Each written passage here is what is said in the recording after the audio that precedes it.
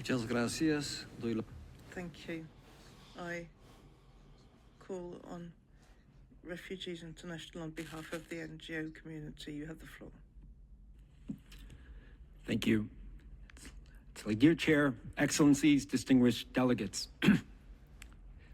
Today's statement is being delivered on behalf of a global and diverse range of NGOs, including organizations led by forcibly displaced and stateless persons.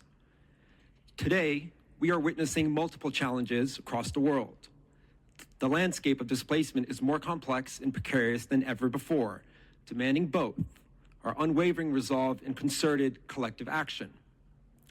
The 1951 Refugee Convention and its 1967 Protocol have protected millions of people from persecution, and yet much of today's mass displacement overwhelmingly stems from the failure of states to address root causes and adhere to human rights, humanitarian conventions, and international law.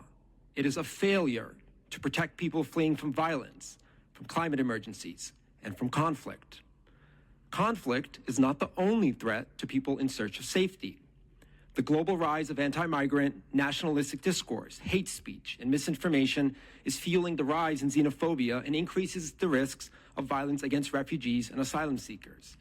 Dear Excellencies, dear Chair, today, we are also witnessing an alarming global trend of states attempting to undermine or implement restrictive policies that are in clear violation of the internationally recognized right to seek asylum and the absolute obligation to uphold the principle of non-refoulement.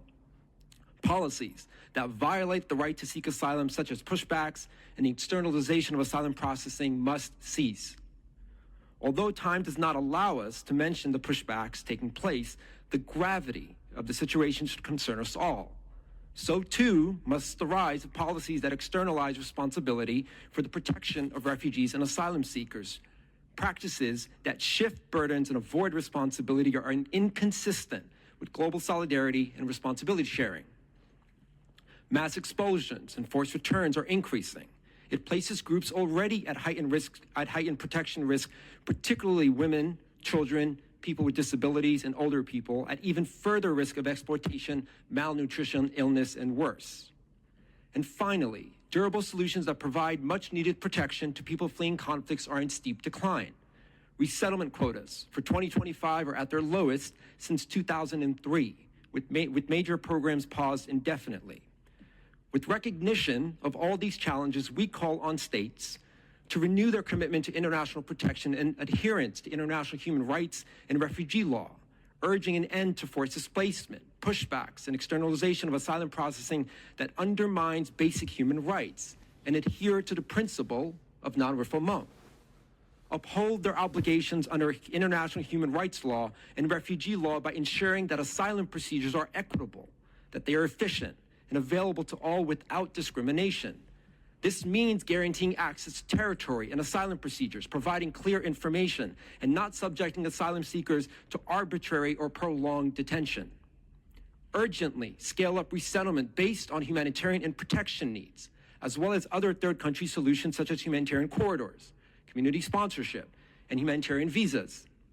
These are the only viable options for many of the most at-risk refugees and are a life-saving protection tool. Advance other complementary pathways like those based on education, labor mobility, and family reunification.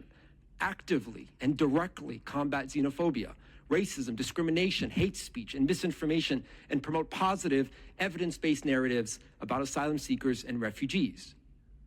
Recognize that displaced populations are not a homogeneous group. Women, girls, children, youth, people with disabilities, and LGBTQI+ individuals face specific and heightened risks. The responses must adopt age, gender, disability, and diversity approaches to ensure equal access to justice, protection, and services. Prioritize legal aid to asylum seekers and refugees, especially those from at-risk and marginalized groups, to help them navigate complex legal systems and achieve their legal rights. Respect non-refoulement obligations for climate-displaced people and invest in policies and pathways for those forced to move due to climate impacts. Honor the pledges made under the Global Compact for refugees. Reverse reverse recent funding cuts to humanitarian assistance to alleviate and prevent further suffering of forcibly displaced populations and other vulnerable communities, and invest in durable solutions for safe and dignified returns, and work to ensure permanent peace in contexts that drive displacement. Let us work together to build a world where all displaced people are treated with protection, with dignity, and with hope. Thank you, Chair. Muchas gracias. Thank you very much. I don't see any other requests for the floor.